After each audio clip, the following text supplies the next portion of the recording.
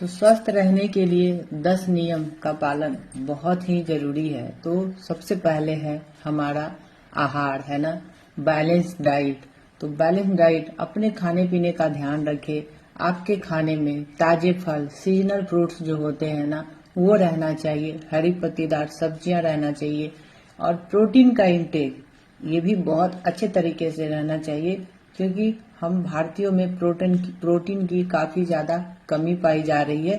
तो इसे भी बिल्कुल आप लोगों को ध्यान में रखना है, और इसके लिए आपके जो कोच है ना, उनसे बात करना है कि आपके लिए कितने मात्रा में प्रोटीन की आवश्यकता है, और आप किस किस सोर्स से जो है ना प्रोटीन ले सकते हैं, अच्छा प्रोटीन ले सकते हैं।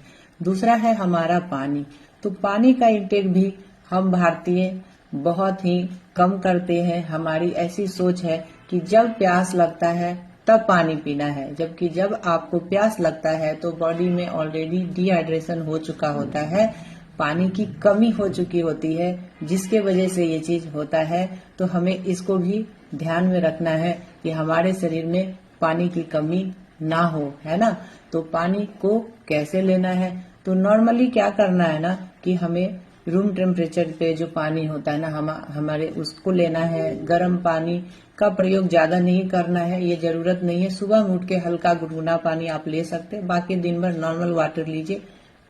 फ्रिज का पानी कोशिश कीजिए अवॉइड करने का। जी हाँ, और कम से कम दिन भर में आपका 8 से 10 ग्लास पानी का इंटेक होना चाहिए। अगर हम लोग इसको लीटर की बात करें तो कम से कम 3 से 3.5 लीटर की आवश्यकता होती है। और बाकी जब आप इस कम्युनिटी में आते हैं तो यहाँ पे बताया जाता है कि हाइट वेट आपका कितना है, और आपके वजन के अनुसार आपको कितनी पानी की आवश्यकता है। तो बिल्कुल हम लोग जो भी चीज बताते हैं ना, तो सबके लिए अलग अलग गाइडलाइंस होते हैं, इसीलिए मैं ऐसे ही चीज को बता रही हूँ जो सब कर सकते हैं। बाकी आपके कोच जो है ना, आपके रिक्वायरमेंट के हिसाब से आपको पानी पीने का तरीका, कितना पानी लेना है, ये सारा चीज बताते हैं, है ना। तो उसके बाद में अगर हम लोग बात करें तीसरा, तो हमें क्या करना चाहिए, तो हमें हल्की फुल्की एक्सरसाइज ये हर रोज की जरूरत है। जी हाँ, बहुत लोग क्या करते हैं, योगा डे पे योगा करते हैं, या किसी ऐसा मतलब कुछ ऐसा फंक्शन होता है, योगा कहीं पे कैंप शिविर लग रहा, प्रोग्राम होता है, तो ऐसा नहीं समझना है। आपको बहुत ज्यादा करने की जरूरत नहीं है। कम से कम जो है ना 30 से 35 मिनट अपने शरीर के लिए हल्की फुल्की लाइट एक्सरसाइज आप कर सकते हैं। आप थोड़ा सा टहल सकते हैं, शुद्ध हवा ले सकते हैं अगर सुबह के समय में, तो ये और भी अच्छी बात है। तो ये आपको करना चाहिए। और उसके बाद चौथा है हमारा नींद, जिसका हमें बहुत अच्छे से ख्याल रखना चाहिए। आज के समय में हमें हमारा जो लाइफ स्टाइल हो गया है ना, जिसके वजह से हमारी नींद भी ना काफी डिस्टर्ब हुई है, और हम तरह तरह की परेशानियों का सामना इसके वजह से भी कर रहे हैं। तो कोशिश करना चाहिए कि 7 से 8 घंटा गहरी नींद हो। गहरी नींद का मतलब क्या होता है ना, कि बीच में आपको ब्रेक ना हो, आपका नींद खुले नहीं, आप बाथरूम के लिए उठे नहीं। इस नींद को वो अगर आप कंटिन्यू सोते हैं और 7 घंटा कम से कम सोए, और सुबह में ही आपका एकदम से नींद खुलता है, तो इसको हम लोग बोलते हैं गहरी नींद। तो नींद का भी आपको ध्यान रखना है। साथ ही हमारे खाने में जो है ना चीनी और नमक है ना, इनका विशेष ध्यान रखना है। इसका अगर आप अधिक सेवन करते हैं ना, तो बहुत ज्यादा आप बीमारियों को निमंत्रण दे देते हैं, न्योता दे देते हैं। तो हमारे खाने में चीनी और नमक का मात्रा को हमें थोड़ा कम ही रखना चाहिए। जी हाँ, उसके बाद में है हमारा सुबह का नाश्ता, most important meal of the day. लेकिन बहुत सारे लोग क्या करते हैं, इसी को इग्नोर करते हैं। खास करके जिनका वजन बढ़ रहा है ना, वो लोग क्या सोचते हैं कि अगर हम लोग नाश्ता नहीं करेंगे तो हमारा वेट लॉस होगा, लेकिन ऐसा बिल्कुल भी नहीं होता है। उल्टा, अगर आप नाश्ता नहीं करते हैं तो आपका वजन तो बढ़ेगा ही, साथ ही बहुत सारे लाइफस्टाइल डिजीज का आप शिकार हो जाएंगे। तो सुबह का नाश्ता जो है, इसको कभी नहीं आपको भूलना है ना, क्योंकि ये हमारा एनर्जी का जो है ना सबसे मुख्य स्रोत है। तो इस पे विशेष ध्यान देना चाहिए कि हमारा नाश्ता का टाइमिंग क्या होना चाहिए, नाश्ता में हमें क्या लेना है, ठीक है ना। तो हमेशा हेल्दी चॉइस रखिए, और सुबह का पोषण हमारे लिए बहुत इंपॉर्टेंट है। तो बिल्कुल हमें नाश्ता जो है 8 बजे तक सुबह में जरूर कर लेना चाहिए। यस। उसके बाद में हमारा है कि हमें थोड़ा स्ट्रेस पे भी कंट्रोल करना चाहिए।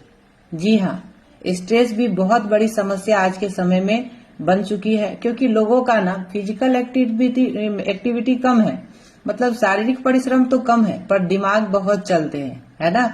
तो बहुत ज्यादा स्ट्रेस भी हमारा बढ़ रहा है, तो इस पे भी हमें कंट्रोल करना चाहिए। और इसके लिए आप थोड़ा सा मेडिटेशन कर सकते हैं, योग कर सकते हैं, जिसके वजह से आप इसको कंट्रोल कर सकते हैं। उसके बाद है हमारा 8वां। जी हाँ, आपको थोड़ा सा प्रोसेस फूड, जंक फूड, इन सारे चीजों से बचना चाहिए। जो भी हमारा बंद है, पैकेट फूड है ना, इन सारे चीजों से हमें थोड़ा सा परहेज करना चाहिए, क्योंकि ये भी हमारे हेल्थ में बहुत बड़ा, हेल्थ को खराब होने में बहुत बड़ा रोल कर रहा है। तो इस पे भी हमें आज के समय में ध्यान देने की आवश्यकता हो। जितना हो सके कोशिश करें घर में बनाए, घर में पकाए, और अच्छे से साफ सफाई करके और उसी को हम लोग खाने की कोशिश करें, है ना। और उसके बाद में है हमारा वजन, है ना।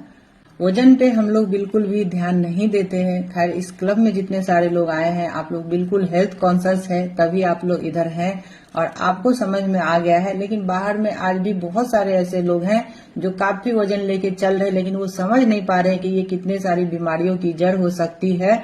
तो हमें अपने शरीर का वजन पे बिल्कुल नियंत्रण करना चाहिए, और हमारा हाइट के हिसाब से हमारा कितना वजन रहना चाहिए, इस पे फोकस करना चाहिए। और बिल्कुल आप लोग जब कोच की गाइडलाइंस में आते हैं तो वो आपको सारा डिटेल से इसके बारे में बात करते हैं कि आपका आइडियल वेट कितना होना चाहिए और उसके लिए आपको किस तरीके का आपको डाइट प्लान की आवश्यकता है। ये सारा चीज आपको यहाँ पे मिलता है। और सबसे बड़ी बात कि अगर किसी भी तरीके की समस्या शरीर में आपको महसूस होती है ना, तो आपको चेकअप जरूर कराना चाहिए, है ना। अगर आप नियमित चेकअप कराते हैं ना, तो उससे क्या होता है ना कि आपको समझ में आ जाता है कि आपके शरीर में क्या परेशानी है। और अगर आप किसी परेशानी को समझ के उस पे काम करते हैं ना, तो बिल्कुल इतने सारे लोग स्वस्थ हो रहे हैं, है ना। जीवन शैली बदल के, खान पान को बदल के, अपने वजन को नियंत्रित करके, तो आप लोग भी अगर इन छोटी छोटी बातों का ध्यान रखें तो बिल्कुल अच्छी लाइफ को एंजॉय कर सकते हैं, स्वस्थ और हेल्दी रह सकते हैं।